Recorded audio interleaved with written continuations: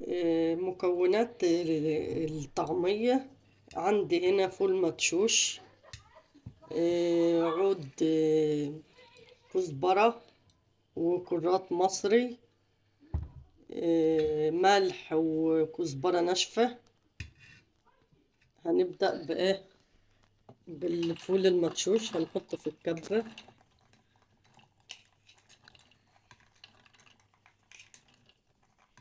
ونفرمه كويس. هنحط عليه الكزبرة والكرات والثوم، فصين ثوم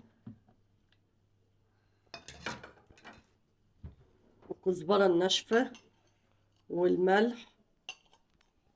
كده ايه كمية المكونات، ايه مكونات الطعمية. هنمسكها كده في الكبة نفرمها.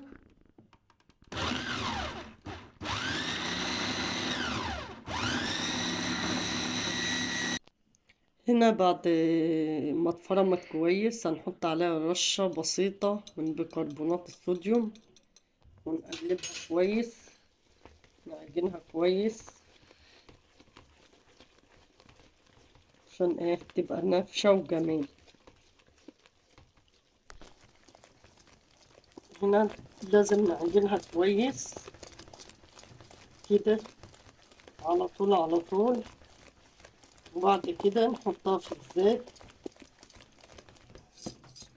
هنبدأ بقى كده نقلي. ما شاء الله. هنبدأ لازم يكون الزيت كتير عشان ايه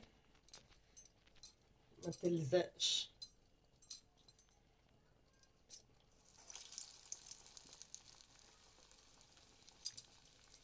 ما شاء الله.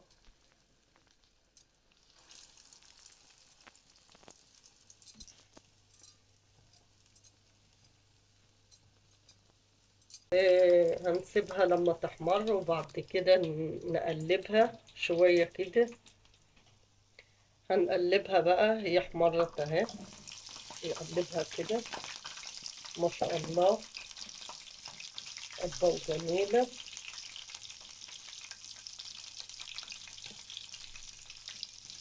ما شاء الله. لازم يا جماعة الزيت يكون كتير،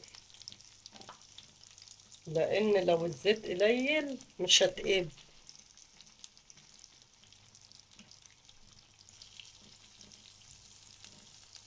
كده نافشة اهي وجميلة. هنسيبها بقى تحمر. بعد كده خلاص احمرت اهي. هنطلعها في طبق فاضي.